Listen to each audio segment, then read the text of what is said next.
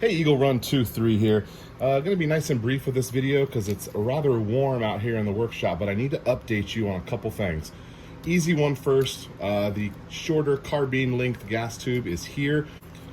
We have identified this as the correct handguard and we've ordered the parts kit for it. Should be here middle of next week. So other than that, we are looking really good on components. The main thing that we're missing is our 8.6 blackout ammunition. So let me update you on that. I told you that I ordered this, and I did order it. You can see right here, we have any dates on here? Yeah, see right here, order placed on June 3rd, and it says it's currently complete, which is where we are as of right now.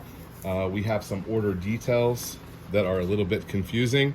So we ordered this subsonic for a 16-inch barrel. They did not have the supersonic in stock, so I ordered the subsonic because I just needed something. Now, this was a little bit confusing because they actually had a code for you to punch in from Faxon. So there was a little card, and you punch in. Do I have that card here? I don't have that card here. There's a little card from Faxon that you punch in. It's got a special code. They were saving ammo just for the Faxon barrel people on this first run. And we ordered it. We got it coming our way. We were excited. I really didn't care if it was subsonic or supersonic. I just needed bullets to shoot so we can make this thing go. And I also need the brass so that I can reload it. So all was good. And then on Thursday, today is currently Saturday. On Thursday, we were getting updates that, hey, UPS, make sure you got someone here. Adult signature required. Everything was fine. Well, this is where the story begins. Last night, I realized, hey, that ammo didn't come. There was someone here all day. Punched in the tracking number, found out some really weird information. See, the label was created on 6/8, and then that was at 9:45 a.m. At 7:18 p.m. it was scanned out, which means it got dropped off. But if you'll notice right here at 4:28, so in between these two here, return to sender requested. Now, when I saw that last night, I was upset's not the right word. I was really disappointed that I didn't get any notice about this because, see, today is the 11th and this is the 8th. So we're talking about several days since this, has happened. I didn't receive an email. I didn't know it was canceled. And then here it is all the way through, departed from facility. So I'm still getting these notices, and it said it was going to arrive on the 10th, which is yesterday. Well, it's still sending me notices and I'm like, holy cow, it went back to Vero Beach, Florida. And they needed to sign for it, not me. So that's why I kept getting updates. So I emailed into Gorilla. I've actually been communicating a little bit with a guy named Lance. I believe he's one of the owners or the founders.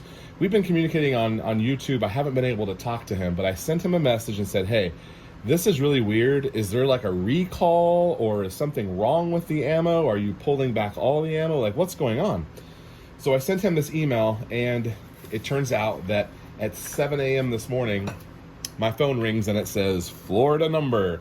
It was Lance from Gorilla Ammunition. I was so glad that he called me. I feel like he remembered me, that we'd been communicating on YouTube and some comments. And I had emailed him and asked him to interview him because I wanted to kind of find out behind the scenes what was going on. But this was a couple months ago. Now the ammo's out. They're crazy busy. In fact, they have some really cool expansion projects going on over there at Gorilla. I'm really happy for them. So anyway, 7 a.m. phone rings. It's Lance. He's like, listen, I'm sorry. Like a handful of customers fall into the category that you did. You ordered ammo for a 16-inch barrel. We sent you the wrong ammo. We fixed it. Your new ammo is already headed this way. So he was going to send me the new tracking number. It looks like it's coming in next week, which is great. We're not entirely ready for it, but I just want to have everything here so we can go when we're ready to go. I appreciate him calling me. And then I asked him, hey, can I ask you a couple questions? Because I really like to find out, some more stuff about this 8.6 round. It is very clear to me that he absolutely loves this round. I think that's great. He's excited about it. He's been working on it for a long time. And when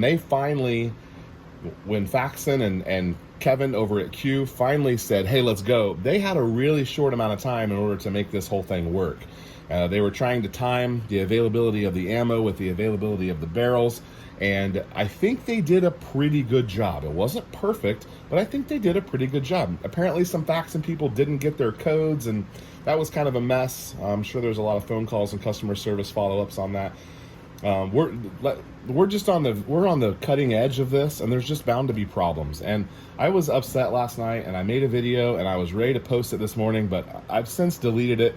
I was maybe unfair to Gorilla, and talking to him on the phone this morning, definitely, set my mind at ease. I thought there was a recall and that like this whole thing was going to go up in smoke or something. I had no idea. I just didn't know. And the fact that they didn't send an email just caused me to assume the worst. I shouldn't have assumed the worst. I was able to ask him some questions about some of the twist rates and what that does to the bullets, and if he can give us some recommendations on what types of bullets to use. And he said they are not going to be selling brass, at least initially, but they are actually manufacturing their own bullets, and some of the copper bullets and things like that he anticipates will be available to us as reloaders.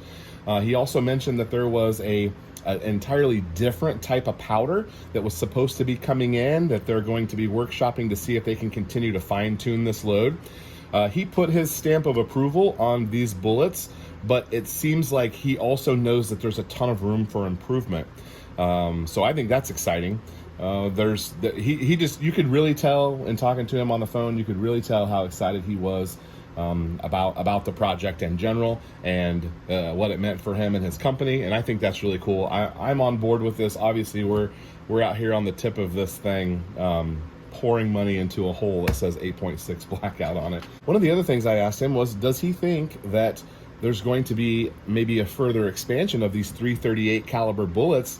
Not as crazy as like what we see in the .308 category, because that's kind of a classic round. This obviously is new. Do we think there's going to be some more bullets available for this gun in the future? He thought so, and he also thought that they were going to be making some of those, and some of the other manufacturers out there, they might be pushed a little bit further because that 1 in 3 twist rate is just so violent. I've never been anything but transparent. That's my intention here. We don't take any money. We have no sponsors. We're spending our own money on all these things.